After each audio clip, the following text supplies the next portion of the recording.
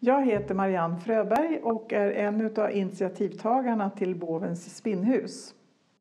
Vår huvudsakliga gärning det är ju det som kallas för lönspinning. Att fårägaren lämnar in sin ull och så processar vi den till garn.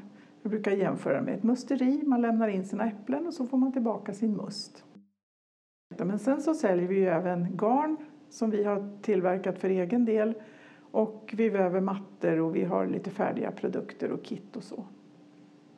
Eftersom jag har bott i stan så har jag aldrig funderat på... Jag vet ju att garn kommer från får och ull. Men jag har aldrig funderat något ytterligare på det. Och när man då hör hur mycket ull som importeras till Sverige ifrån alla möjliga konstiga raser, från alla möjliga konstiga hörn i världen, så blir man ju alldeles förskräckt. Det är ungefär 10% av den svenska ullen som används. 90% kastas. Jag förstod ju inte hur man kunde slänga någonting som kunde bli garn. Eftersom jag alltid har stickat i hela mitt liv, så det var helt obegripligt. Från början, det fanns ju inte i min tankevärld att det skulle bli ett spinneri. Utan det bara blev. Jag ville ha kompisar och så ledde det ena till det andra. Och nu gör jag det bara för att jag tycker det är så fantastiskt roligt. Jag har till och med skaffat får. Det fanns inte så många spinnerier. Det fanns inget sånt här litet spinneri som vi har, utan det fanns de här stora spinnerierna som har funnits länge. Och de hade 2 års väntetid på att få ull spunnet till garn. Och samtidigt så ville de att man skulle ha 20 eller 40 kilo råull. Och det blir väldigt mycket garn.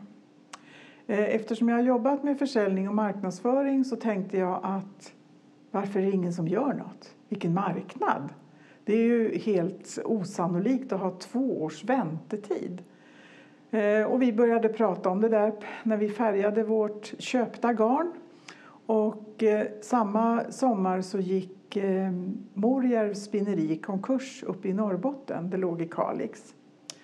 Och då så tänkte jag i mitt enfald att det kanske man kan köpa lite billigt. Eftersom jag har en liten gård så har jag ju tillhörande uthus. Alltså lagård och loge och så. Och innan vi åkte upp till Kalix och tittade på det, så tänkte vi att vi åker till Östergötlands ullspinneri som ligger lite närmare här. Och så tittade vi på de maskinerna och då insåg vi ganska snabbt att det där var verkligen ingenting för några ulltanter. Nej, så det fick vi lägga åt sidan. Men på hösten så fick vi höra talas om att de gjorde en stor utvärdering uppe i Östersund. De hade ett projekt som hette Ullforum. Och de utvärderade då en nytillverkad maskinpark som man skulle se då om den var lämplig för de svenska fibrerna. Och när vi hörde talas om det så hoppade vi in i bilen, Gunilla, jag och Kerstin, och åkte upp till Östersund för att titta på de maskinerna. Och så fick vi se dem här och då blev vi ju helt förälskade och tänkte att det här ska vi ha.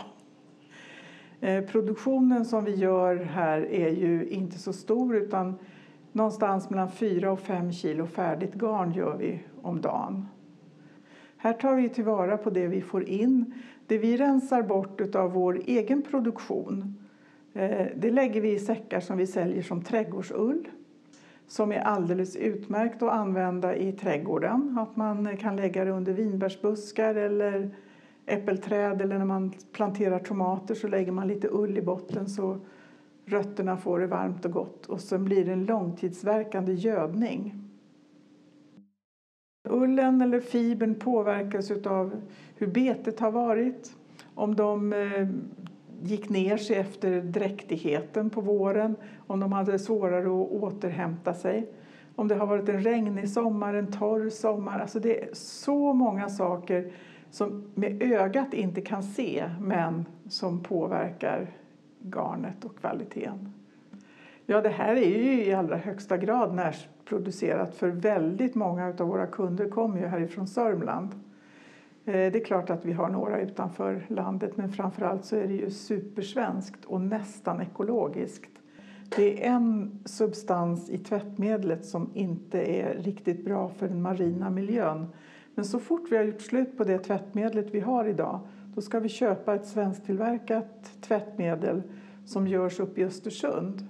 Som är tillverkat av fermenterad vassle. Och då blir det helt ekologiskt.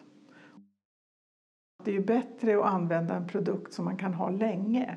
Och lägger man då ner pengar på att få ett eget garn och man stickar, det tar ganska lång tid, så ska man ju ha den produkten och den kan ju leva hur länge som helst. Och så försöker jag ju tänka när det gäller väldigt många saker. Och det är klart att det är betydligt lättare att tänka så när man är lite äldre. För då har man inte det där behovet av att ha alla prylar som man kanske tycker är viktiga när man är ung.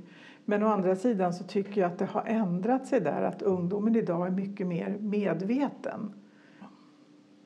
Ja, för mig är ju kvalitet att man vet dess ursprung på något sätt, var det kommer ifrån. Jag är mer noga nu att köpa någonting som är svenskt än att köpa någonting som är billigt, till exempel. Och det är klart att producerar vi någonting i Sverige så blir det inte billigt. För vi har skapliga löner och vi har våran skola, vård och omsorg och det är klart att det kostar. Och det är jag i alla fall beredd att betala för.